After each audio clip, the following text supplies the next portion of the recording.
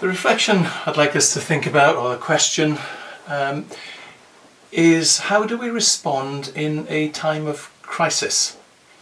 Well, at one level, I think we've seen the way that you've responded, and the way you've responded has been quite remarkable. The way you've faced all of the different challenges, whether they're logistical or technology, new ways of communicating, putting together new pastoral support schemes, the way that you've been interacting and communicating with your communities. And we've just been just amazed, and we thank you for all of the measures that you've put in place.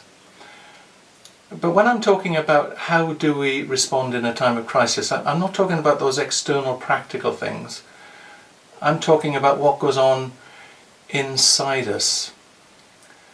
What happens within our soul at times like this.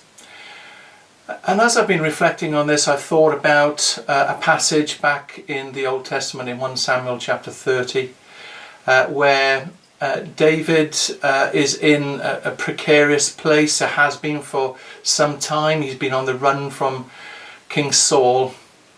A band of merry men have gathered around him, and some of those characters were interesting, to put it mildly. And so he'd been in a place of crisis for some little while, but on this one day, as he returns from a campaign, he comes home to find that all the possessions that they had been burnt, and the people that they loved had been taken captive. In anybody's language, it was a time of crisis. And I find it so helpful to be able to look at David in that time and see the way that he responded. The first thing that we see, that he and his men wept. These were warriors, mighty men, and yet they weren't too afraid to actually show their emotions and admit that they were vulnerable. I don't know about you, but I find it difficult sometimes actually to allow myself just to be that weak person I really am. To be as vulnerable to others as I know I am inside. And so I wonder whether or not at this time the Lord is saying to us, it's okay, I know that you're afraid, I sense your weakness, but it's okay. And then we have these words from David that I just find inspiring. It says that in spite of all that was going on, this crisis that was whirring around him at that time, it says that David found strength in the Lord his God. Isn't that beautiful?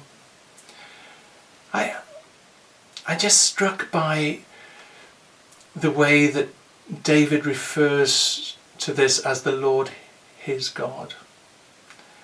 Not some distant deity, but the one who loves him and is there right in the middle of this chaos and crisis. There's no wonder that he penned that psalm, the Lord is my shepherd, I shall not be in want. Or as the Living Bible translation has it, because he's my shepherd, I have everything I need. It's just so comforting, reassuring. But it's true. That's the kind of God that we serve and we love. So how did David strengthen himself in the Lord? How do we strengthen ourselves in the Lord at times like this? Well, of course, the answer is we don't know how David strengthened himself in the Lord, but I think we get clues. And I just want to read a couple of verses to you from the Psalms. In Psalm 34, we read, I will extol the Lord at all times. His praise will always be on my lips. My soul will boast in the Lord. Let the afflicted hear and rejoice. Glorify the Lord with me. Let us exalt his name together.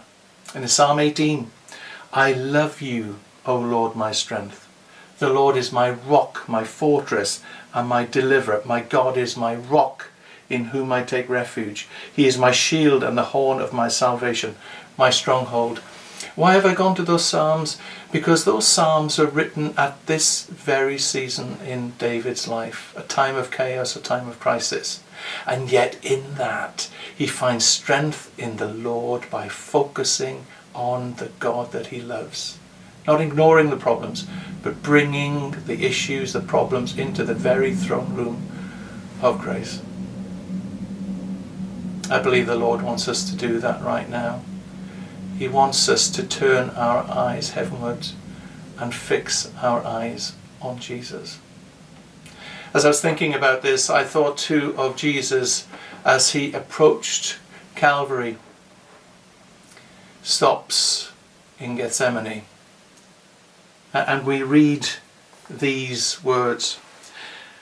Jesus went on as usual to the Mount of Olives, and his disciples followed him.